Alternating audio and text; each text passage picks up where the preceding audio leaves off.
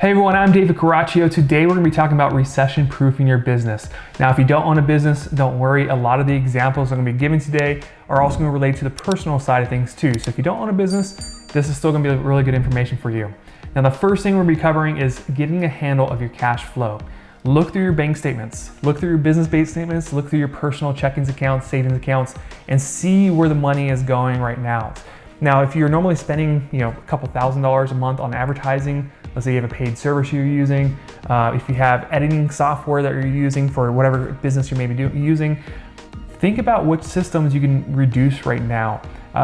As a business, you still want to advertise and you want to advertise effectively, but maybe instead of paying somebody else to do it, now's a good time to learn how to do it yourself. Maybe instead of using a lot of the editing software you use for your video content, kind of streamline it down, just pick the basic systems you can use to kind of get through this period versus using the premium products. Look through your cash flow and see where your money is going. We need to get a handle of that, because if we could take $10,000 and make it last an entire year or next 6 months versus $10,000 over the next 2 months that we normally spend on outbound expenses, if we can narrow that down and make it more lean, then you're gonna be more successful in regenerating income when it comes time when the markets reopen, because the markets will open and everyone's gonna be back out moving around in your industry, whatever industry it may be. But it's just a matter of fact of getting to that point. You don't want to be one of these companies that are closing down because they can't get a handle of that cash flow and their cash reserves or emergency money just dwindles month per month. You need to get a handle of that now.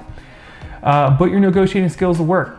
Call your service providers. If you do have a service provider that's, let's say that's running a CRM software, you can call them and see if there's a deferment program, if there's a modification, if you just reduce your price.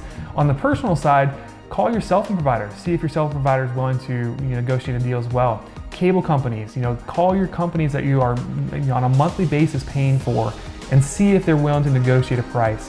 Whether you're in sales or you're not, you're still selling yourself at the end of the day. Zig Ziglar was talking about, if you're a business person, you're not in sales, but you're a business person, you're still selling yourself to be able to get promoted. You're still selling yourself to other customers to get them to sign up with you. There's still everyone has a sales ability. This is the time to start working with it and start making it work for you. So start working your negotiating skills, get those companies to modify your current contracts, get out of contracts as may be, or at least reduce or defer your payments to the end of your contract. Communicate with your sphere. Now, for the business side, you need to call them and talk to them on a personal level. Make sure you understand what they're going through, ask them if they need any help, any resources, any information you can give or provide to them to help them. This isn't a time for you to call them and ask them if they have anyone that can send to you as a referral business. This is a time for you to call them and go over your Ford, family, occupation, recreations, and dreams, and sincerely ask them if they need any help. Try to figure out how you can help them now, because most likely you're not going to gain any business from people, depending on what industry you're in right now. But if you are actually able to go into their household and help them out, isolating yourself still, but help them out on a personal level, when we do get out of this pandemic and we are back in full operation again, that is something that I remember forever. It's going to pay off tenfold.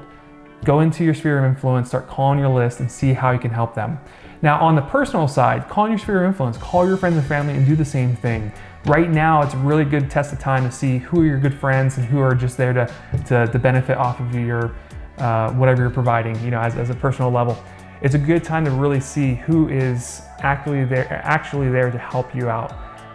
Do the same for others. Make sure that next time this ever, something like this does happen, they know they can rely on you. You know you can rely on them. Call your sphere. Make sure that they know that you love them. Make sure that they know that you care for them.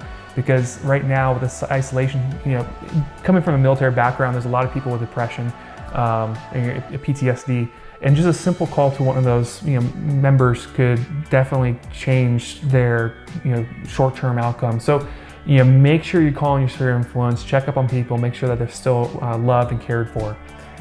Look for a niche, and this is a niche. This is business side again. If you are very good with working with military members, or let's say you're really good with working with investors, or let's say you're really good with working with first-time home buyers, or wherever you're at, different industries, focus on that niche right now. Don't try to go and say, I would do everything in this industry. I could do, give me any type of insurance, I'll work on it, I got you. try to be in your niche. What you specialize in right now is going to be what people pay attention to. Right now you see loads, I don't want to say any curse words, but a lot of advertising going online right now. And for the most part, they're saying I'm a specialist in everything. I can do anything you ask me for, just give me business, anything please. If you have a heartbeat, I'll work with you right now. Don't be one of those people. Specialize in what you specialize in, stay true to your word, and get through this pandemic. Get serious about marketing. Right now, this is a beautiful time to start working on video content, getting your stuff off of blog posts, getting your stuff off of checklists, and moving into a video content platform.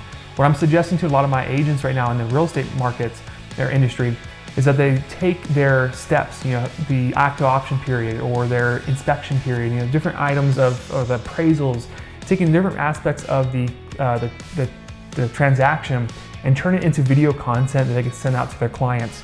So that way when they're going through the process of closing on the first home, they have video content that's going to make a reference to that will reference what's about to happen or explain to them what's about to happen on the closing process.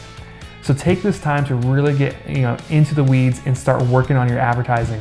For the people at home, if you have a arts and crafts business, this is a perfect time right now. I know Facebook marketing is really, really cheap.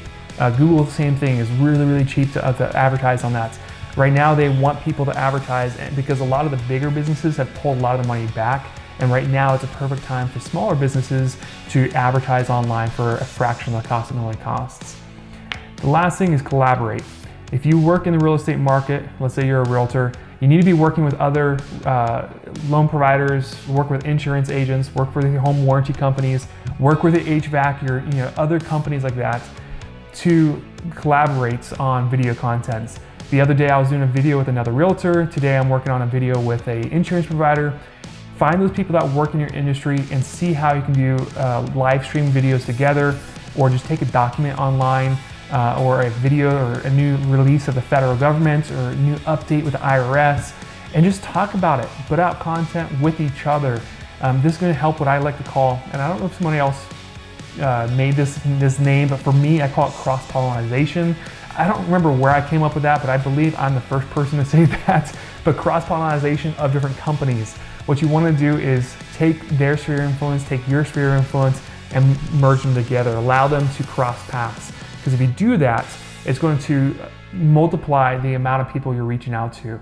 So if I do a video with my insurance provider and he does a video with me, my sphere of influence sees him as an insurance provider, his sphere of influence sees me as a realtor. So cross-pollination is critical right now, especially since everyone is just absorbing information online. They're on YouTube, they're on Facebook, they're on the news. They're just trying to absorb information, trying to figure out how can they better position themselves to get through this, just like you guys are right now.